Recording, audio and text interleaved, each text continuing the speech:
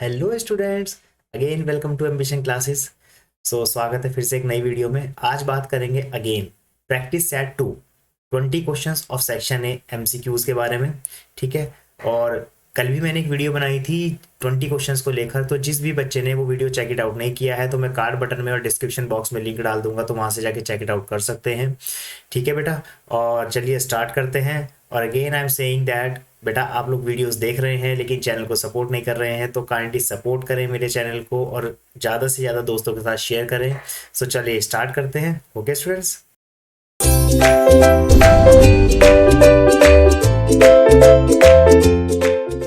चलिए student start करते हैं।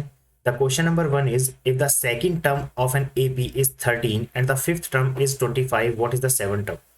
सबसे पहले पूछा है कि सेकंड टर्म हमें दे रखी है और फिफ्थ टर्म हमें दे रखी है, तो हमसे पूछा है सेवन टर्म निकालनी है। तो सबसे पहले देखते हैं सॉल्यूशन किस तरीके से होगा। तो सेकंड टर्म हमारे पास क्या है, 13 है। a2 इज इक्वल टू 13 और फिफ्थ टर्म मतलब a5 इज इक्वल टू 25। तो इस क्वेश्चन को करने के लिए सिंपल सा फॉर्मूला में पता है कि जो nth टर्म का फॉर्मूला होता है that will B a plus n minus 1 into d. So now अब मेरे पास कौन सी टर्म है, सेकंड टर्म मेरे को 13 दे रखी है, तो हम n की जगह पे सेकंड रख देते हैं। जब मैंने n की जगह पे 2 रखा तो क्या मिलेगा, a2 is equal to a plus 2 minus 1 into d. So a2 again already given which is 13, तो a2 की जगह पे 13 रखेंगे। a प्लस 2 में से बन जाके 1, तो d आ गया। This is the equation number 1 we can say. And similarly again a5 fifth term हमें दे रखी है 25। सो n की जगह पे मैंने क्या रख दिया, फिफ्थ रख दिया इस फॉर्मूले में। So a fifth is equal to a plus 5 minus 1 into d. तो ये कितना हो गया, a फिफ्थ आपको दे रखा है which is 25 is equal to a कितना है मेरे पास, एज इट इज रख लेते हैं, 5 minus 1 is 4d। This is the equation number 2। So now we can solve the equation 1 and equation 2। So from first and second तो देखते हैं रहा, a plus d is equal to 13 and a plus 4d is equal to 25। तो हमने क्या किया, दोनों equations को सब्ट्रैक्ट कर दिया, तो साइन चेंज हो जाएंगे। साइन चेंज होता ही a से a तो cancel out, and d minus 4d is minus 3d is equal to 13 minus 25 is minus 12। Minus से minus cancel out, so d की वैल्यू कितनी आ गई, 12/3, 3 4 ज़ा 12। तो d की वैल्यू आ चुकी है 4। अब d की वैल्यू को किसी भी एक इक्वेशन 1 या 2 में रख सकते हैं, that's your choice. So from first equation क्या है हमारे पास, a plus d is equal to 13। तो मैं यहाँ पे d की वैल्यू क्या रख रहा हूँ, 4। तो a plus 4 is equal to 13। तो कितना आ गया, a की वैल्यू कितनी आ जाएगी, 9। तो a आ चुका है और d हमें पता लग चुका है। Now we have to be find out the seventh term. तो सेवंथ टर्म के लिए हम क्या करें, इस फॉर्मूले में n की जगह पे 7 रखेंगे, तो कितना आएगा, a7 is equal to a plus 7 minus 1 into d. So which is we have to find out a7. The a is 9, we have already find out। 7 minus 6 is 6 into, और d की value हमारे पास कितनी आई है, d की value हमारे पास 4। तो कितना हो गया, 9 प्लस 6 4 ज़ा 24। सो 24 plus 9 is 33। So a7 is equals to 33। So the option number B is correct।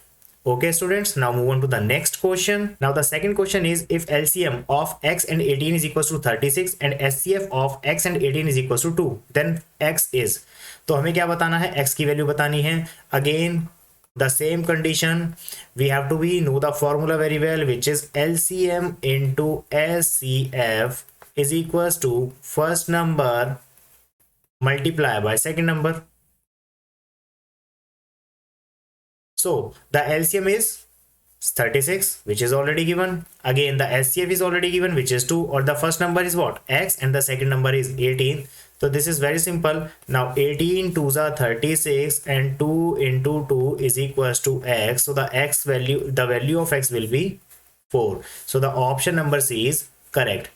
So now move on to the next question. The question number 3 is the center of the circle is 2a comma a minus 7 if the circle passes through the point 1 comma minus 9 and has the diameter 10 under root 2 unit, then the value of a। तो सबसे पहले क्या करें, circle का centre आपको दिया हुआ है, तो मैं एक सर्कल बना लेता हूं। ये हमारा एक सर्कल है और इस सर्कल के जो सेंटर है उस सेंटर का कोऑर्डिनेट मुझे इन्होंने दिया हुआ है which is Let's suppose this is O is the center and the coordinate of center is 2a comma a minus 7.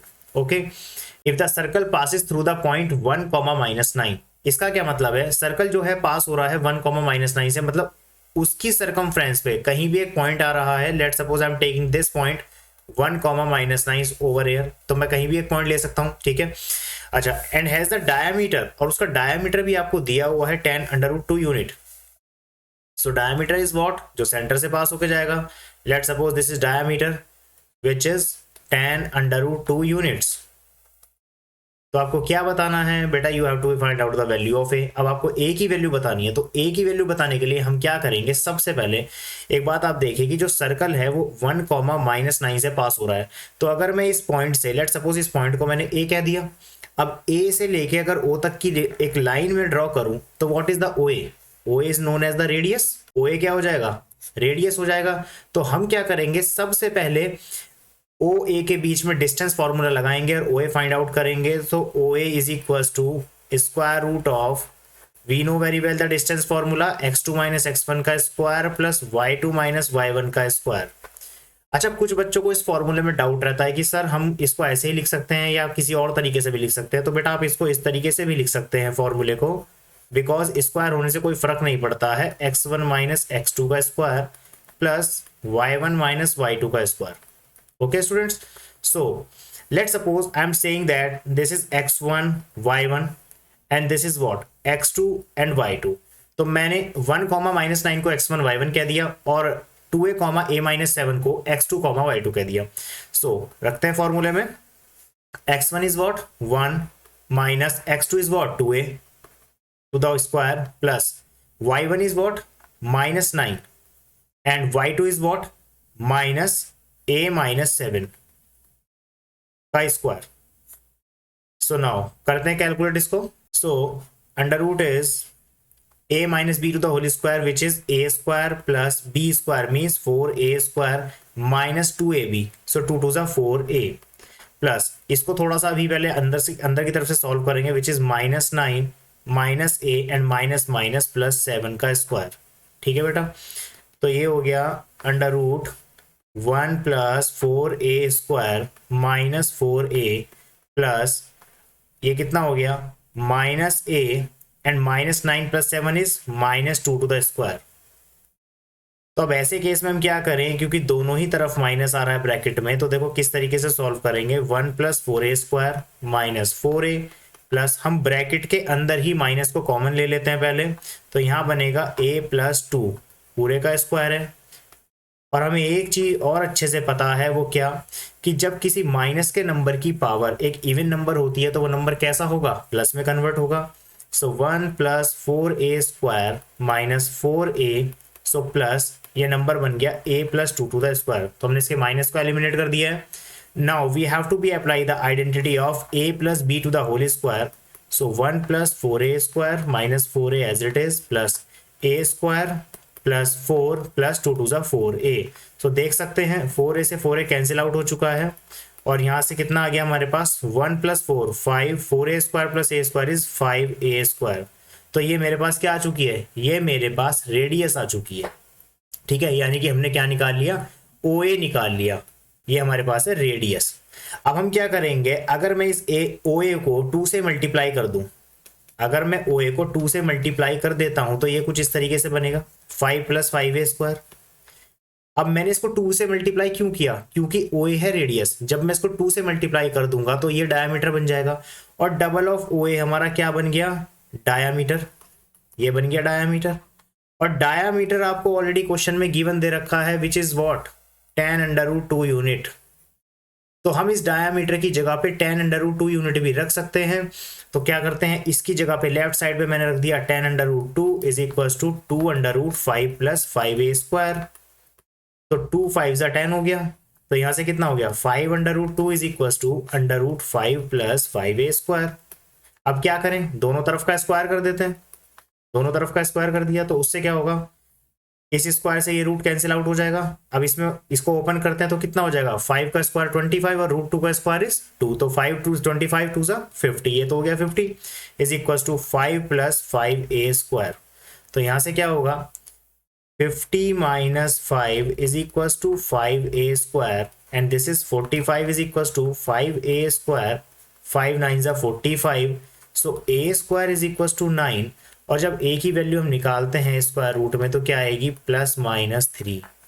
a की वैल्यू क्या आ गई, प्लस माइनस 3। तो देख सकते हैं हमारा कौन सा ऑप्शन करेक्ट होगा, option number D is correct. Okay students, now move on to the next question.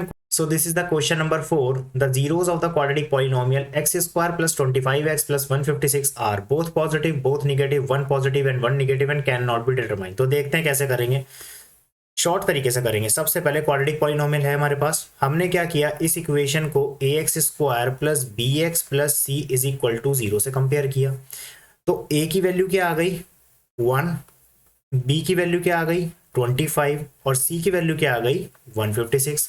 अब क्वाड्रेटिक फॉर्मूले में हमें ये पता है कि बेटा सम ऑफ रूट्स क्या होता है, मैंने पहले भी बताया था, sum of roots is equals to minus b upon a. तो माइनस बी क्या हो गया यहाँ पे, माइनस 25 अपॉन ए क्या है 1। तो सम ऑफ रूट्स मतलब अगर इसके रूट्स को मैंने क्या कह दिया, लेट सपोज मैंने इसके रूट्स को अल्फा और बीटा कह दिया, तो सम ऑफ रूट्स का मतलब कितना हो गया, अल्फा प्लस बीटा। अब प्रोडक्ट ऑफ रूट्स क्या होंगे, product of roots is equals to c upon a. So product of roots का मतलब कितना हो गया, alpha beta, alpha into beta और सी अपॉन ए। क्या सीन बनेगा, सी का देखिए जरा, सी कितना है 156, ए तो मेरे पास 1 है। तो आप देख सकते हैं इन दोनों को ऑब्जर्वेशन में डाल के हम ये देखेंगे कि जो अल्फा बीटा है वो प्लस में आ रहा है 156। अब अल्फा और बीटा प्लस में कब आएगा, देखो जब अल्फा और बीटा या तो दोनों प्लस के हों, क्योंकि प्लस इंटू प्लस करेंगे तो प्लस आएगा, या अल्फा इंटू बीटा क्या है, या दोनों ही माइनस के हों। ठीक है, अच्छा अब सीन क्या बन रहा है, अगर हम अल्फा प्लस बीटा दोनों ही प्लस के लेके चलें तो उसका टोटल माइनस के इक्वल तो नहीं आ सकता, तो इसीलिए फर्स्ट वाला ऑप्शन तो कैंसिल हो गया। समझ में आ रही है बात, अगेन आई एम रिपीटिंग कि अगर हम दोनों रूट को लेके चल रहे हैं, अब दोनों रूट में मैं कह रहा हूं कि या तो अल्फा प्लस बीटा, अगर हम अल्फा इंटू बीटा को देखें तो उसका इक्वल आ रहा है 156 के, जो कि एक पॉजिटिव वैल्यू है। तो अल्फा और बीटा अगर दोनों पॉजिटिव होंगे तभी तो पॉजिटिव आएगा, क्योंकि positive into positive is equal to positive. और सिमिलरली अगर अल्फा इंटू बीटा दोनों निगेटिव होंगे तो भी पॉजिटिव आएगा, क्योंकि निगेटिव इंटू निगेटिव क्या बनेगा, पॉजिटिव बनेगा। वहीं से अब बात करते हैं कि अगर अल्फा बीटा दोनों पॉजिटिव हैं तो उनका सम भी पॉजिटिव आना चाहिए, लेकिन उनका सम क्या आ रहा है, उनका सम आ रहा है निगेटिव में, तो इसका मतलब ये कंडीशन तो फॉल्स हो गई हमारी। अब सेकंड कंडीशन पे अगर हम आते हैं तो अल्फा और बीटा अगर दोनों हमारे निगेटिव होंगे तो ये कंडीशन भी सेटिस्फाई होगी, और दोनों निगेटिव होंगे तो ये कंडीशन भी सेटिस्फाई हो जाएगी, क्योंकि निगेटिव प्लस प्लस निगेटिव करेंगे तो क्या आएगा, निगेटिव ही आएगा। तो उस केस में हमारा जो आंसर आएगा that will be option B, both negatives. Okay students, now move on to the next question. So the question number 5, if the pair of equations x plus y is equals to root 2 and x sin theta plus y cos theta is equals to 1 has infinitely many solution, then theta is equal to। तो इस question में हमें बताना है theta की value क्या होगी। हमें एक चीज पता है कि जब भी दो इक्वेशंस की बात होती है उनमें अगर इनफाइनाइट मैनी सॉल्यूशन का केस होता है तो वो क्या होता है, a1 upon a2 is equals to b1 upon b2 is equals to c1 upon c2। ठीक है, अब ये a1 b1 c1 कहाँ से निकलेंगे, थोड़ा सा मैं बता देता हूँ। देखिए जो मेरे पास इक्वेशन है x प्लस वाई, इसका रूट 2 मैं इधर ले आता हूँ तो माइनस का हो जाएगा। अब मैंने क्या किया, इसको standard equation a1x plus b1y plus c1 is equal to 0 से कंपेयर करा लिया। तो a1 की वैल्यू कितनी आ गई 1, b1 की वैल्यू भी क्या हो गई 1 और c1 की वैल्यू कितनी आ गई माइनस अंडर रूट 2। सिमिलरली मेरे पास जो सेकंड इक्वेशन है वो क्या है, x sine theta plus y cos theta, और इस 1 को मैं इधर ले आता हूं तो -1 इज इक्वल टू 0 हो जाएगा। Again I am comparing with a2x plus b2y plus c2 is equal to 0। तो यहां से a2 कितना आ जाएगा, a2 is sine theta because it is the coefficient of x, and b2 कितना आ जाएगा, यहां से b2 आ जाएगा बेटा कॉस थीटा, और c2 कितना आ गया, c2 आ गया -1। So we have to find out all the values and put it down in this situation, a1 upon a2 which is 1 upon sin theta is equals to b1 upon b2 which is 1 upon cos theta and is equals to c1 upon c2 which is minus root 2 upon -1। Minus से minus cancel out हो गया। तो अब क्या करें, सबसे पहले हमने क्या किया, इसको इसके इक्वल रख लिया, तो 1 upon sine theta is equals to square root of 2। ठीक है, अच्छा तो यहां से हम साइन थीटा के लिए जब इसको सॉल्व करेंगे तो ये क्या हो जाएगा 1 अपॉन अंडर रूट 2, और वी नो वेरी वेल जो 1/√2 वैल्यू होती है साइन में कितने पे होती है बेटा, साइन 45 पे। कितने पे होती है, साइन 45 पे। कुछ बच्चों को ट्रिग्नोमेट्री में डाउट होगा कि वो 90 वाली जो टेबल बनती है उसको हम कैसे बनाएंगे, तो इसके लिए एक वीडियो बना देंगे शॉर्ट ट्रिक की कि आप 90 वाली टेबल को किस तरीके से याद कर सकते हैं। सो यहाँ से क्या होगा, साइन से साइन कैंसिल आउट हो जाएगा, तो थीटा कितना आ जाएगा, 45 डिग्री। कितना आ चुका है, 45। The option B is correct. So now move on to the next question. Question number 6 is in what ratio does the point P 3,4 divide the line segment joining the point A 1,2 and B 6,7। हमें क्या बताना है, एक line segment हमें दे रखी है, let's suppose this is line segment A B. A के कोऑर्डिनेट क्या है मेरे पास 1,2 और बी के कोऑर्डिनेट क्या है मेरे पास 6,7। सो नाउ एक पॉइंट है P, लेट सपोज पॉइंट कहीं भी हो सकता है, इस टाइम पे मैंने यहाँ पे ले लिया P है, इसके कोऑर्डिनेट आपको पहले से दे रखे हैं 3,4 और वो हमसे पूछ रहा है कि ये वाला पॉइंट इस पूरी लाइन ए बी को किस रेशो में डिवाइड करेगा। तो बेटा रेशो निकालने के लिए हम क्या करें, अब हमें नहीं पता किस रेशो में डिवाइड करेगा, तो मैंने उसको रेंडमली लेट कर लिया है कि लेट सपोज के रेशो 1 में डिवाइड करेगा। तो इसको मैंने क्या कह दिया, इसको मैंने x1 y1 कह दिया, इसको मैंने कह दिया x2 y2 और इसको मैंने कह दिया x, y। तो लगाते हैं फॉर्मूला, हमें फॉर्मूला अच्छे से पता है, मैं बता देता हूं। x is equal to mx2 plus nx1 upon m plus n और y क्या होगा my2 plus ny1 upon m plus n। तो रेशो निकालने के लिए आप कोई सा भी ले सकते हो, x ले सकते हो या y ले सकते हो, इससे कोई फर्क नहीं पड़ता, x से ही ले लेते हैं, उसी से आ जाएगा। So x is equal to mx2 plus nx1 upon m plus n। तो x कितना दे रखा है 3 इज इक्वल टू m का मतलब क्या है रेशो, m मैं इसको कह रहा हूं और n कह रहा हूं मैं इसको, तो m हो गया मेरे पास k, x2 कितना है मेरे पास 6 प्लस n कितना है 1 और x1 कितना है मेरे पास 1 अपॉन m प्लस n यानी k प्लस 1। अब यहां से क्या करें, क्रॉस मल्टीप्लाई कर देंगे इसकी। सो 3 की मल्टीप्लाई हो जाएगी k प्लस 1 से, k into 6 is 6k plus 1। So 3k plus 3 1 जा 3 एंड 6k प्लस 1। तो कितना हो गया, so 6k minus 3k is equal to 3 minus 1।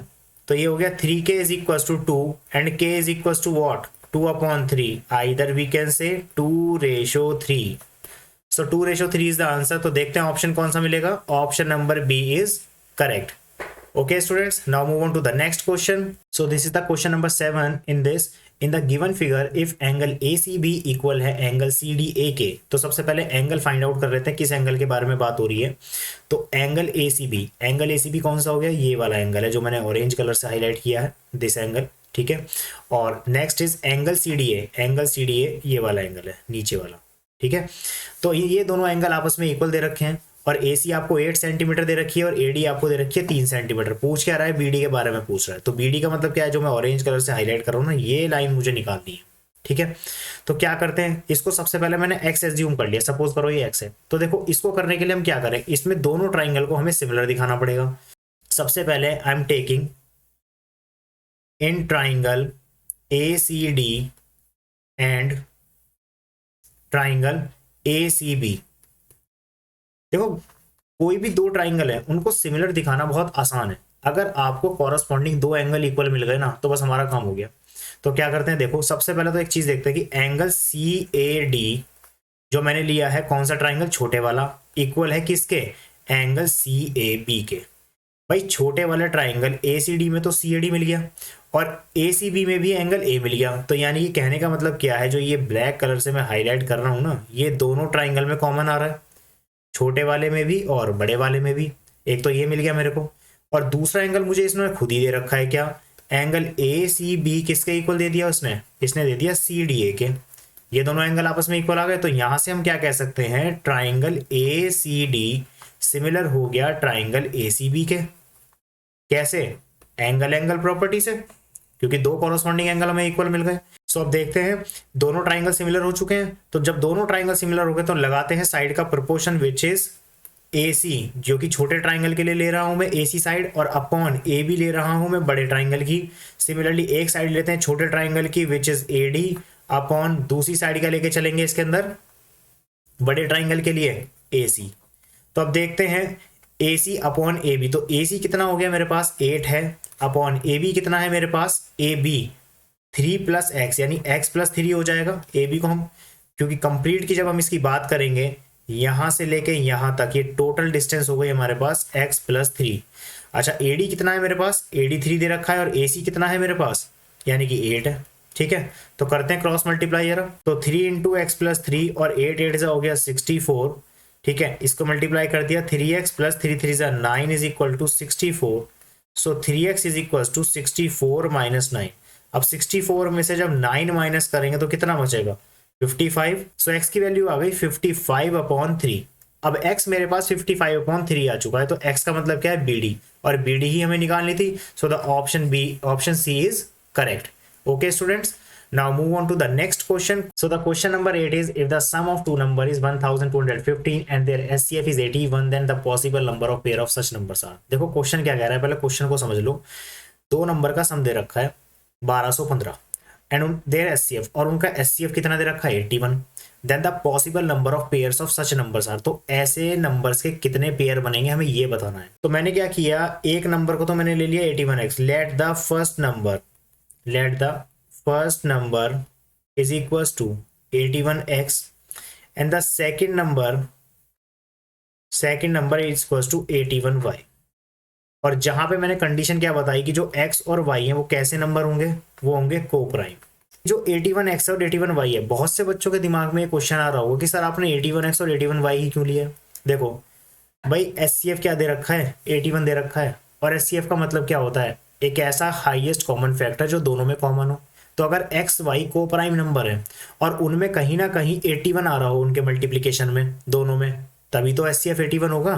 तो इसलिए मैंने क्या किया, जब जब नंबर को मैंने लेट किया एक्स और वाई, तो उनको मैंने 81 से दोनों को मल्टीप्लाई कर दिया, तभी तो दोनों में कॉमन आएगा। क्योंकि अगर अब आप यहाँ पे इसका SCF निकालोगे, निकाल के दिखाओ जरा SCF कैसे निकालते हैं, जो दोनों में कॉमन आ रहा हो। अगर एक नंबर ये एक्स 81x और 81y है, तो इसमें कॉमन कितना आएगा, इसमें कॉमन आ गया दोनों में कितना 81, तभी तो SCF 81 होगा ना। तो इसलिए मैंने क्या किया, दोनों नंबर को 81 से मल्टीप्लाई कर दिया। तो अब क्या करें, according to the given condition sum of the two number is 1215। So 81x plus 81y is equal to 1215। So 81 मैंने यहां से कॉमन ले लिया, which is x plus y is equal to 1215। तो x प्लस वाई में कितना आ गया 1215 अपॉन 81। 81 से इसको डिवाइड कर दिया, कितनी बार जाएगा 15 टाइम। तो x प्लस वाई की इज इक्वल टू क्या आ गया 15। तो यानी दोनों नंबर का सम जो है वो 15 के इक्वल आ गया। अब इनका पेयर क्या बनेगा भाई, यहाँ से क्या हो सकता है, अगर x की वैल्यू 1 हो गई तो y कितना होगा, y 14 होगा। तो एक पेयर क्या मिल गया 1,14। इसी तरीके से अगर x की वैल्यू मैंने 2 रख ली तो y कितना मिलेगा, y मिलेगा 13। तो एक पेयर बन गया 2,13। ठीक है, सिमिलरली मैंने क्या किया, x की वैल्यू क्या ले ली, x इज इक्वल टू मैंने ले लिया 3, तो y कितना हो गया यहाँ पे, y हो जाएगा 12।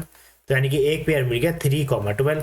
सिमिलरली अगर मैंने x की वैल्यू 4 ले ली, तो 4 ले लो यहाँ से, तो 4 से y कितना आ जाएगा, 4 की वैल्यू आ जाएगी 11, यानी 4,11। ठीक है, x की वैल्यू मैंने 5 ले ली, 5 रखने से y कितना आएगा, y इज इक्वल टू आएगा 10, तो यानी कि 5,10। ठीक है, अब x की वैल्यू मैंने क्या रख ली 6 रख ली, तो y कितना आएगा, y इज इक्वल टू आएगा 9, तो 6,9। सिमिलरली अब मैंने क्या किया, x की वैल्यू को क्या लिया 7 रख लिया, तो जब 7 रख लिया तो y कितना आ जाएगा 8 आ जाएगा, तो यानी कि 7,8। ठीक है, तो अब आप एक चीज नोटिस करेंगे यहाँ पर, अब मैं x की वैल्यू 8 रखूंगा तो y की वैल्यू 7 आएगी। तो इससे तो कुछ नहीं हो रहा, क्योंकि हमें टोटल नंबर ऑफ पेयर लिखना है, तो हम यहीं तक ही वैल्यू लेके चलेंगे। अब 114 एक पेयर तो ये बन जाएगा, क्योंकि दोनों का SCF क्या है 1 है। 3,12 नहीं लेंगे, क्योंकि दोनों में SCF 3 आ जाएगा। सिमिलरली 4,11 दोनों में SCF 1 आएगा, तो इसको ले लेंगे। 5,10 नहीं लेंगे, 6,9 नहीं लेंगे, और 7,8 ले लेंगे। तो कितने टोटल नंबर ऑफ पेयर आ गए 1 2 3 and 4। So there are total 4 possible pairs. So now the option number C is correct. Okay students, now move on to the next question. The question number 9 is, a chord of the circle subtend an angle of 60 degree at the center of the circle. If the length of the chord is 10 centimeter, then the area of the major segment is। तो भाई question ने ये दे रखा है, एक code है circle के अंदर जो एंगल से 60 डिग्री का एंगल फॉर्म कर रही है। तो देखो इसका डायग्राम किस तरीके से बनाएंगे। सबसे पहले एक सर्कल ले लिया, ठीक है। अब सर्कल लेने के बाद इसमें एक बना लेते हैं कोड, ये बन गई हमारी कोड, ठीक है। अब कोड बनने के बाद लेट सपोज इस कोड को मैंने क्या कह दिया, ये कोड है मेरी ए बी। सर्कल का सेंटर यहाँ पे मैंने ओ ले लिया है, सर्कल के सेंटर यानी कि जो सेंटर से इसका कोड के जो पॉइंट्स है यानी ए और बी को दोनों को मिला दिया, तो ओ ए और ओ बी तो रेडियस बनेगी। तो अब ये जो एंगल है, ये एंगल कितना फॉर्म कर रही है, 60 डिग्री, ठीक है। कोड की जो लेंथ दे रखी है वो कितनी है, 10 सेंटीमीटर, ठीक है। अब आप एक चीज देखिए यहाँ पे, सबसे बड़ी बात जो है नोटिस करने वाली, भाई ए बी आपको 10 दे दिया, ओ ए और ओ बी तो हो गया इक्वल। इस टाइप का एक क्वेश्चन कल की वीडियो में भी था, ठीक है, तो चेक इट आउट कर सकते हैं, डिस्क्रिप्शन बॉक्स में लिंक है। तो सबसे पहले क्या करें, ओ ए इक्वल है ओ बी के, तो इसका मतलब क्या हो गया, ट्राइंगल आइसोसेलस हो गया। ट्राइंगल आइसोसेलस होने की वजह से दोनों एंगल आपस में इक्वल हो जाएंगे। लेट सपोज इसको मैंने एक्स कह दिया, तो ये भी तो एक्स हो गया। अब जरा इसमें एंगल सम प्रॉपर्टी लगा दो, तो x plus 60 plus x is equal to 180 degree. So 2x is equal to कितना हो गया, 120 डिग्री, और x की वैल्यू कितनी आ गई, 120/2, यानी कि कितना हो गया, 60 डिग्री। तो x की वैल्यू यहां से निकल के आ गई 60 डिग्री। तो जब x 60 का हो गया, तो इसका मतलब क्या हो गया, इस ट्राइंगल के अंदर तीनों ही एंगल 60-60 के हो गए। अब अगर तीनों ही एंगल 60-60 के हो गए, तो ये ट्राइंगल कैसा हो गया, ये ट्राइंगल हो गया बेटा इक्विलेटरल ट्राइंगल। अब इक्विलेटरल ट्राइंगल की एक खासियत और पता है कि तीनों साइड इक्वल होंगी, तो भाई अगर ये 10 दे रखी है तो ये भी तो 10-10 हो जाएंगी। ओके, तो अब देखते हैं क्या कह रहा है। यहां तक तो समझ लिया। Area of the major segment, major segment का एरिया पूछ रहा है, तो मेजर सेगमेंट के लिए क्या करें, area of minor segment. Formula क्या है, pi theta upon 360 minus sine theta by 2 cos theta by 2 into r square, ठीक है बेटा।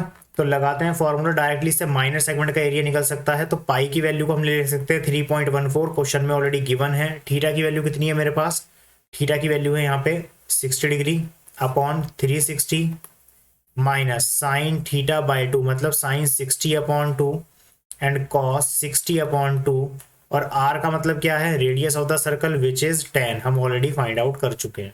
सो 10 का स्क्वायर। तो देखते हैं जरा इसको, 0 से 0 कट गया, 6×6=36 हो गया। तो यहाँ पे कितना आ गया, 3.14/6 माइनस ये एंगल कट गया, 30 आ गया, ये भी 30 आ गया। तो देख सकते हैं साइन 30 की वैल्यू कितनी हो गई, 1/2, और कॉस 30 की वैल्यू कितनी हो गई, √3/2 इंटू 10 का स्क्वायर हो गया 100। तो ये कितना हो गया, 3.14/6 माइनस √3/4 इंटू 100। अब क्या करें, 6 और 4 का एलसीएम ले लेते हैं, कितना 12, 6×2=12, 2 से मल्टीप्लाई कर दो, 2×4=8, 2×1=2, 2×3=6, 6.28 माइनस 4×3=12, तो कितना आ गया 3√3 इंटू 100। 4 से कट कर सकते हैं, 4×3=12, 4×2=8, 4×5=20, ठीक है। √3 की वैल्यू हमने क्या रखा, क्वेश्चन में ऑलरेडी गिवन है आपको, √3 की वैल्यू कितनी दे रखी है, 1.732। सो 3 इंटू 1.732/3 इंटू 25। तो माइनस करते हैं इसको, तो पहले 3 से मल्टीप्लाई कर लेते हैं, 3×2=6, 3×3=9, 3×7=21, कैरी ओवर 2, 3×1=3, 5, 5.196/3 इंटू 25। तो देखते हैं कितना आ गया, 6.28 में से 5.196 जाएगा तो 1.084 आएगा अपॉन 3 इंटू 25। सो क्या करें, 1.084 की मल्टीप्लाई करें 25 से, तो कितना आएगा 27.1/3, और जब इसको 3 से डिवाइड करेंगे तो 9.03। तो ये क्या आ गया मेरे पास, ये आ गया मेरे पास area of minor segment centimetre square. But we have to be find out the area of major segment. तो मेजर सेगमेंट का एरिया निकालने के लिए हम क्या करेंगे, area of major segment is equal to pi r square, पूरे circle में से 9.03 को माइनस कर दो। So 3.14 into r square which is 10 का स्क्वायर 100 माइनस 9.03, तो कितना हो गया 314 माइनस 9.03। तो क्या करें, इसमें से 9 माइनस कर देते हैं, तो कितना आ जाएगा 304.97 centimetre square. This is the option number A, so the option A is correct. So now move on to the next question. So the question number 10 is the range of the following data is, आपको data दिया हुआ है जिसकी range आपको निकालनी है इसके अंदर। तो सबसे पहले देख सकते हैं डायमीटर दे रखा है 30 से 40, नंबर ऑफ स्क्रूज 10 है, 40 से 50 में कितने नंबर ऑफ स्क्रू 15 है, एंड सो ऑन। तो रेंज किस तरीके से निकालेंगे, देखो रेंज का एक बहुत सीधा सीधा सा कॉन्सेप्ट है, इसमें कुछ नहीं करना। रेंज क्या होता है, highest minus lowest, highest minus lowest. अब क्या करें, सबसे पहले ये देखो कि हाईएस्ट नंबर ऑफ स्क्रूज कहाँ पर है, 18, तो 18 हो गया। लोवेस्ट कितने हैं मेरे पास, 7, so 18 minus 7 is what, 11, so 11 is the answer, option number C is correct. तो देखा इस क्वेश्चन में हमें कुछ नहीं करना पड़ा, और हार्डली ये क्वेश्चन कितना टाइम लेगा, मुश्किल से 15 सेकंड। ठीक है, तो कुछ क्वेश्चंस ऐसे भी आते हैं, तो इसमें कंफ्यूज नहीं होना है बिल्कुल भी।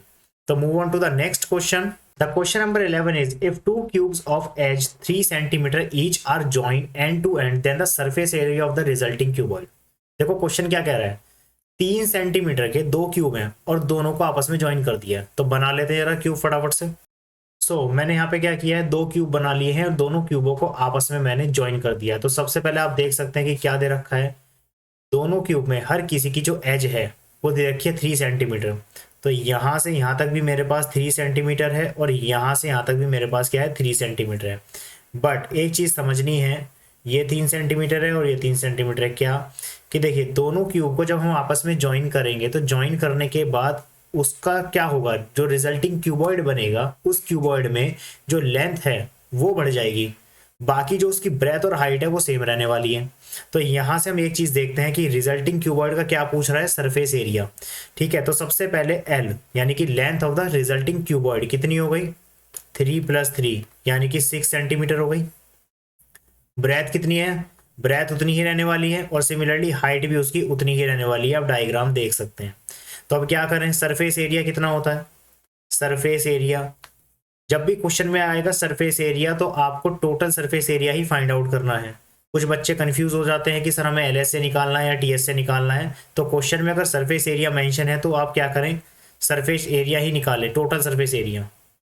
तो आप देख सकते हैं 2 इंटू एल बी, एल कितना है मेरे पास 6, इंटू बी मेरे पास 3 है, एच बी मेरे पास 3 है, एच बी 3 है, एच 3 है और एल कितना हो गया 6। तो करते हैं मल्टीप्लाई, 18 + 9 + 18, 36 + 9 45 आ जाएगा, विच इज 90 सेंटीमीटर स्क्वायर।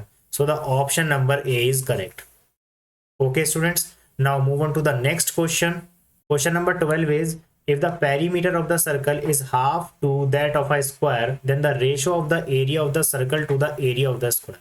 भाई क्या दे रखा है, perimeter of the circle, circle का जो पेरीमीटर है वो क्या है, half to that of the square, square के पेरीमीटर के हाफ है।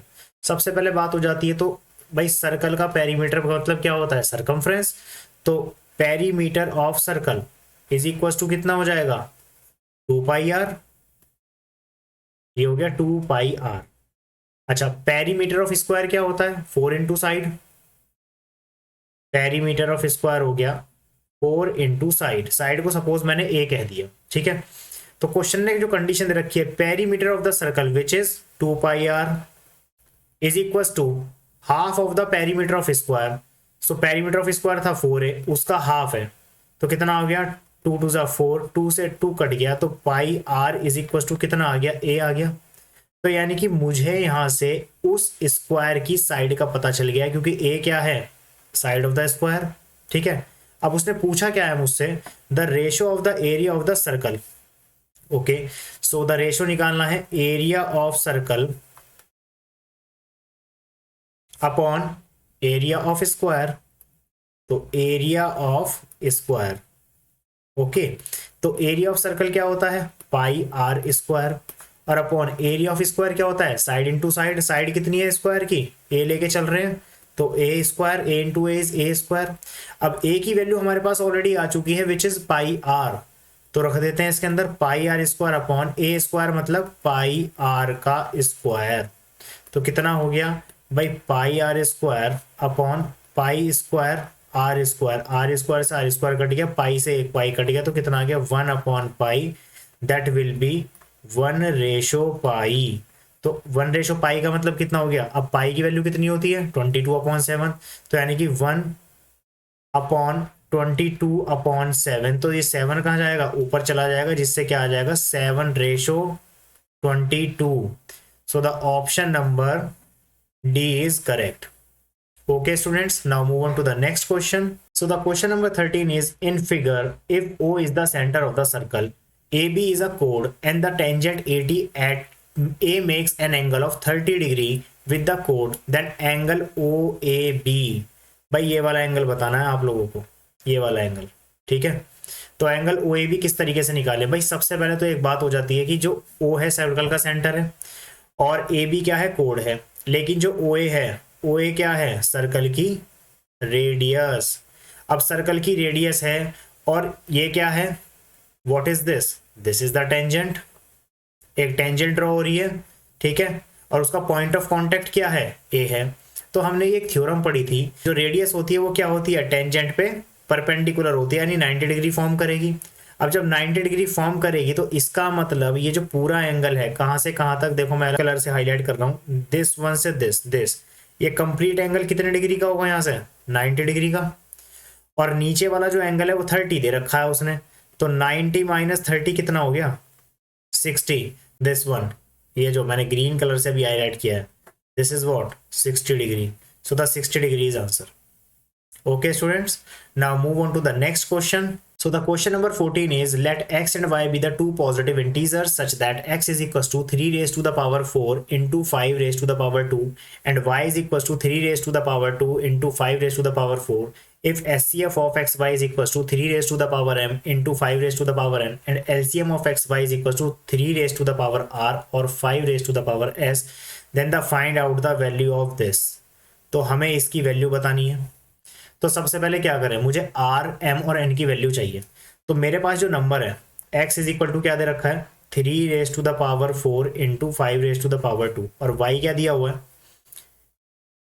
3 raise to the power 2 into 5 raise to the power 4. अगर मैं बात करूं इनका SCF कितना आएगा, निकालते हैं जरा. 3 raise to the power 2 and 5 raise to the power 2 आ गया. और आप देख सकते हैं कि जो SCF है वो आपको ऑलरेडी इस कंडीशन में गिवन दिया हुआ है. तो इस SCF की जगह मैं क्या रख दूंगा, 3 raise to the power m into 5 raise to the power n is equals to 3 raise to the power 2 into 5 raise to the power 2. अब जब मैं दोनों को कंपेयर करूंगा पैरेलली, तो m की वैल्यू कितनी आ गई, 2, और n की वैल्यू कितनी आ गई, 2. m की वैल्यू भी 2 आ गई और n की वैल्यू भी 2 आ गई. तो mn तो पता लग गया. अब मुझे पता रखना है r का. तो r के लिए मैं क्या करूं, दोनों का LCM निकाल लेते हैं. अब x और y का LCM कितना आएगा, देखते हैं जरा. तो यानी कि LCM कितना आ गया, 3 raise to the power 4 into 5 raise to the power 4, और LCM आपको कितना दे रखा है, 3 raise to the power r into 5 raise to the power s. तो यहाँ से देख सकते हैं, जो अगर पैरेलली कंपेयर करें तो r की वैल्यू आ गई 4 और s की वैल्यू कितनी आ गई, 4. ठीक है, वैल्यू किसकी चाहिए अपने को वैल्यू निकालनी है भाई r into M plus N की. तो r की वैल्यू है 4, m की वैल्यू है 2 और n की वैल्यू कितनी है, 2. तो कितनी आ गई, 4 इंटू 4 यानी कि 16. So the option number C is correct. Okay students, इस टाइप के क्वेश्चन बहुत इंपॉर्टेंट है. ये आजकल बोर्ड में इस टाइप के क्वेश्चन इस चैप्टर से जरूर आएंगे. So next question. So the question number 15 is, in figure PA, QB and RC are the each perpendicular to AC. भाई PA क्या है, PA AC पे परपेंडिकुलर है, 90 फॉर्म कर रही है. QB क्या है, QB भी इस पे 90 फॉर्म कर रही है. सिमिलरली RC भी इस पे 90 फॉर्म कर रही है. X की वैल्यू 8 दे रखी है, Z की वैल्यू 6 दे रखी है, Y के बारे में पूछ रहा है, Y बताना है, यानी कि QB की लेंथ बतानी है. तो भाई देखो क्या करें, ट्राइंगल का क्वेश्चन है, ऑब्वियस सी बात है कि सिमिलर का कॉन्सेप्ट तो लगेगा ही लगेगा. तो सबसे पहले मैं क्या करूँ, इस फिगर को मैं 2 पार्ट में डिवाइड कर रहा हूँ. कैसे, देखिए रहा. सबसे पहले मैंने क्या किया, ये जो बड़े वाला एक ट्राइंगल है इधर वाला, इसको मैंने ऐसे बना लिया ताकि आप लोगों को अच्छे से समझ में आ सके. ये इस फिगर को मैंने ऐसे तोड़ लिया है. ये तो हमारा है P, A, B, Q और C.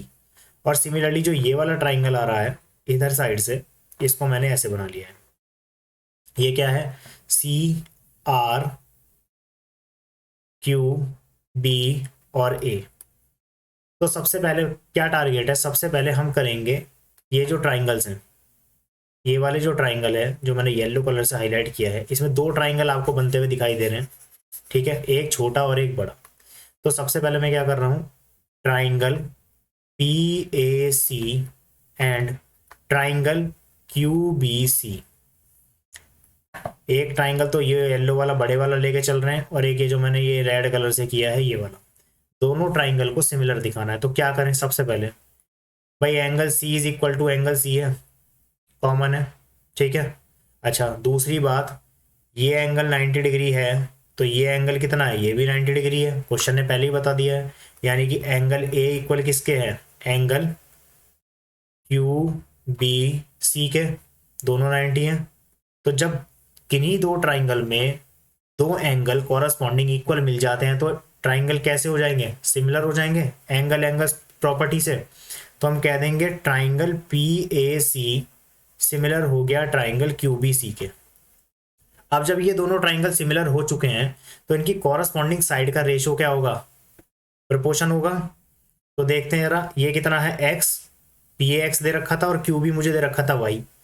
तो देखते हैं जरा क्या होगा भाई, y अपॉन x यानी छोटे की साइड अपॉन बड़े की साइड इज इक्वल टू छोटे की साइड यानी मैंने क्या लिया BC अपॉन बड़े की साइड ले ली मैंने AC। This is the equation number 1। Similarly अब क्या करें, अब जो सेकंड वाला हमारा फिगर है इसमें क्या करें, अब इसमें इस तरीके से ही सिमिलर दिखाएंगे। तो लिखते हैं triangle QBA and triangle RAC, एक बड़ा ट्राइंगल और एक छोटा ट्राइंगल है इसमें भी, तो करते हैं सिमिलर। वही कंडीशन आ जाएगी भाई, यहाँ पे भी ये 90 है, ये 90 है, ठीक है, और एंगल ए क्या आ रहा है, कॉमन आ रहा है दोनों में। तो क्या लिखें, angle A is equal to angle A, ये तो कॉमन है, और एंगल C किसके इक्वल हो गया, एंगल QBA के, 90 हो गए। Again we can say angle angle की प्रॉपर्टी मिल गई। जब एंगल एंगल की प्रॉपर्टी मिल गई तो ट्राइंगल QBA सिमिलर हो गया किसके, ट्राइंगल RAC के, ठीक है। अच्छा जब ये सिमिलर हो गया तो again apply the same condition.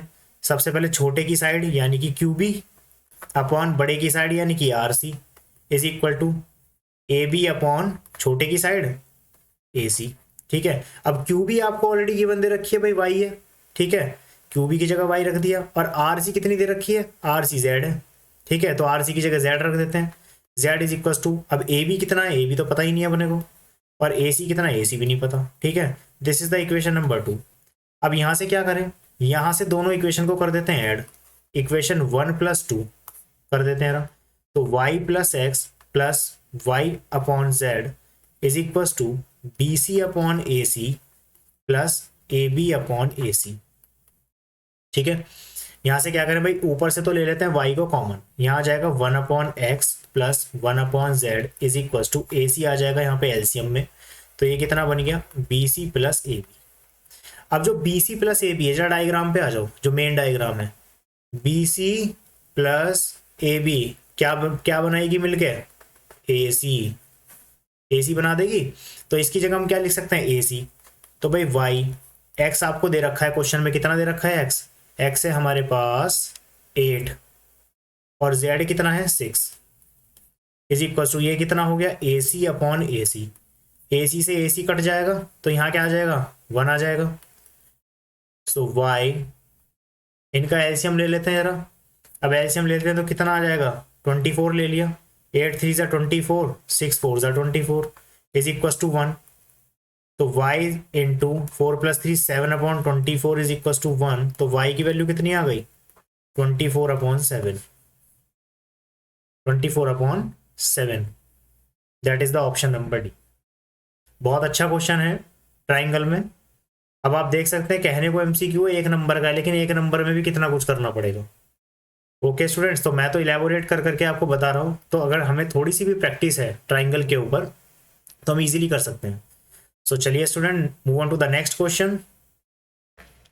Question number 16 is from the adjoining figure the value of 25 sin square theta plus 2 cos square theta minus tan theta is. भाई सीधा सीधा डायग्राम आपको ऑलरेडी दे रखा है, ज़्यादा कुछ नहीं करना है। थीटा के लिए हमें वैल्यूज निकालनी है, तो निकाल लेते हैं फटाफट। ट्राइंगल राइट ट्राइंगल है, तो साइन थीटा कितना हो जाएगा, साइन थीटा हो गया perpendicular upon hypotenuse 8 upon 10। Cos theta कितना हो जाएगा, base upon hypotenuse which is 6 upon 10। And tan theta कितना हो जाएगा, perpendicular upon base which is 8 upon 6। सबको डिवाइड कर दो, 2 4 ज़ा 8, 2 5 ज़ा 10, 2 3 जा 6, 2 5 जा 10, 2 4 जा 8, 2 3 जा 6। तो देख सकते हैं वैल्यू क्या निकालनी है, 25 into sine square theta plus 2 cos square theta minus tan theta. So here it is 25। भाई साइन स्क्वायर थीटा का मतलब कितना होगा, साइन की वैल्यू है 4/5 का square plus 2 cos square theta, cos square theta कितना है मेरे पास, यानी 3/5 का square and minus tan theta कितना है भाई, 4/3। चलिए देखते हैं फटाफट से। सो 25, 4 4 जा 16/25 प्लस 2 इंटू 9/25 माइनस 4/3 लेते हैं। 25 इंटू 3 एलसीएम आ जाएगा, 16 3 जा 48 प्लस 2 9 जा 18, 18 3 जा 54 एंड माइनस 25 4 जा 100। सो कितना हो गया, 25 से 25 cancel out, 48 plus 54, 8 4 12, 5 8 9 1 10, 102 minus 100 upon कितना हो गया 3, तो कितना आ गया 2/3। So the value will be 2/3, which is the option number A. Okay students, now move on to the question number 17. If tan alpha plus cot alpha is equals to 2, then tan to the power 20 alpha plus cot to the power 20 alpha. देखो थोड़ा सा tricky question है। Tricky question क्या है, इसमें एक चीज समझनी है। अब अगर इस तरीके से पावर को देख लिया तो डर जाओगे कि भाई अब इतनी बड़ी पावर को हम कैसे ओपन करें। इसका सिंपल सा तरीका है, हमें क्या दे रखा है, tan alpha plus cot alpha is equal to 2 दे रखा है। भाई आप एक बात सोचो अपने दिमाग से कि tan एल्फा और कॉट एल्फा, tan में ऐसा कौन सा एंगल है जिसमें वैल्यू हमारी 1 आती है। हमें पता है कि जो एंगल होता है वो होता है 45 डिग्री, ठीक है। तो अगर मैं एल्फा की जगह पे 45 रख देता हूँ, लेफ्ट हैंड साइड ले लेते हैं जरा इसकी। लेफ्ट हैंड साइड क्या है, tan alpha plus cot alpha. अब अगर एल्फा की जगह मैंने 45 रख दिया तो ये हो गया कितना, tan 45 प्लस कॉट 45, 1 प्लस 1 कितना आ गया, 2 आ गया ना, राइट हैंड साइड का इक्वल। तो tan और कॉट में केवल एक ही एंगल ऐसा है 45 डिग्री जिसपे दोनों का सम करके 2 आएगा, ठीक है। तो यहां से अल्फा पता लग गया, अल्फा कितना हो गया 45 डिग्री, रख दो इसके अंदर। तो रखते हैं रहा, तो कितना हो गया tan 45 raise to the power 20 and plus cot 45 raise to the power 20। तो भाई tan 45 कितना हो गया, 1 हो गया ना, तो 1 की पावर 20, अगेन यहाँ पे 1 की पावर 20, तो कितना आएगा 1 की पावर 20 1 ही होगा, तो 1 प्लस 1 कितना आ जाएगा, आंसर 2 ही रहेगा। So the option B is correct. तो इस टाइप के ट्रिकी क्वेश्चन भी आते हैं एग्जाम में, make sure. So just move on to the next question. So the question number 18 is evaluate under root sec theta -1 upon sec theta +1 plus under root sec theta +1 upon sec theta -1। तो भाई क्या करें, देखो सबसे पहले क्या करना है, रैशनलाइजेशन कर लो, ठीक है। तो सबसे पहले मैंने क्या लिया, sec theta -1 upon sec theta +1, करते हैं rationalise. Sec theta -1 upon sec theta -1, तो ऊपर क्या हो गया, सेक थीटा -1 का स्क्वायर अपॉन नीचे क्या हो गया, सेक स्क्वायर थीटा -1 का अंडर रूट।